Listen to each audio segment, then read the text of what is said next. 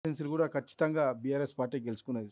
హైదరాబాద్ చుట్టు పరిసర ప్రాంతాలన్నీ కూడా హ్మ్. ఎంఐఎం 7 సీట్లతో వదిలేసుకుంటే మిగతా అన్ని సీట్లు కూడా బీఆర్ఎస్ పార్టీ గెలుచుకుంది. హ్మ్. కాబట్టి ఈ 2.5 సంవత్సరాల నుంచి ఏ రకమైన ఎక్కడ కూడా కనీసం ఒక శిలాఫలకం కూడా వేయని రేవంత్ రెడ్డి హ్మ్. ఏ రకంగా ఈ బై ఎలక్షన్‌లో ఒక ఆడపిల్ల ఏడుస్తుంటే తన భర్తను కోల్పోయి ఆ ఆడపిల్ల ఏడుస్తుంటే హ్మ్. తనని విమర్శిస్తూ అంటే మనకు సాంప్రదాయం ఉంది.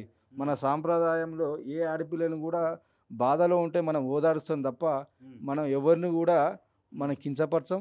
హ్మ్. ఇది ఓట్ బ్యాంక్ పరంగా అనుకునే కాన్సెప్ట్‌తోనే ఇట్లా విమర్శిస్తారు కాబట్టి ఈ విమర్శకు ప్రతి విమర్శగా ఇక్కడ ఉన్న బోరబండలో ఉన్నటువంటి ఇది లక్ష్మీనరసింహ నగర్ ఇది. హ్మ్. బోరబండలో ఉన్నటువంటి ఓటర్స్ అందరూ కూడా మాగంటి గోపీనాథ్ గారు చేసినటువంటి అభివృద్ధి కార్యక్రమాలు దృష్టిలో పెట్టుకొని హ్మ్. గడప గడపకు మేము ఆమె తిరిగి వస్తున్నా కూడా ఆమెకు బ్రహ్మరథంగా ఖచ్చితంగా మాగంటి గోపన్న మీలో చూసుకుంటామన్న ఉద్దేశంతోనే ఆమెకు ఓటు వేసి గెలిపిస్తామని హ్మ్. ఘంటాపథంగా హ్మ్. ప్రతి మహిళ ప్రతి ఓటర్ కూడా ఖచ్చితంగా చెప్తున్నారు. మేము బీఆర్ఎస్ పార్టీకి ఇస్తాం. మాగంటి గోపీనాథ్ అన్న ఆశయాలను మీరు నెరవేరుస్తారు.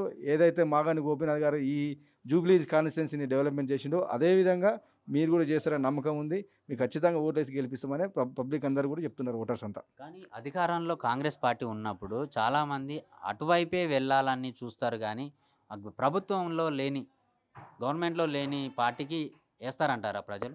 ఖచ్చితంగా ఏస్తారు. ఎందుకంటే ఇప్పుడు జూబ్లీ హిల్స్ కాన్స్టిట్యున్సీలో ఉన్నది మొత్తం అంతా కూడా స్లమ్సే ఎక్కువుంటారు. హ్మ్. ఎక్కువ ఎక్కువ మంది పొద్దున్న నుంచి సాయంత్రం వరకు జాబర్స్ గాని, ఉద్యోగాలకు పోయే పబ్లికే ఎక్కువుంటారు. హ్మ్. వాళ్ళకు డెవలప్‌మెంట్ రేపు పొద్దున ఏమైనా సంక్షేమ పథకాలు కావాలంటే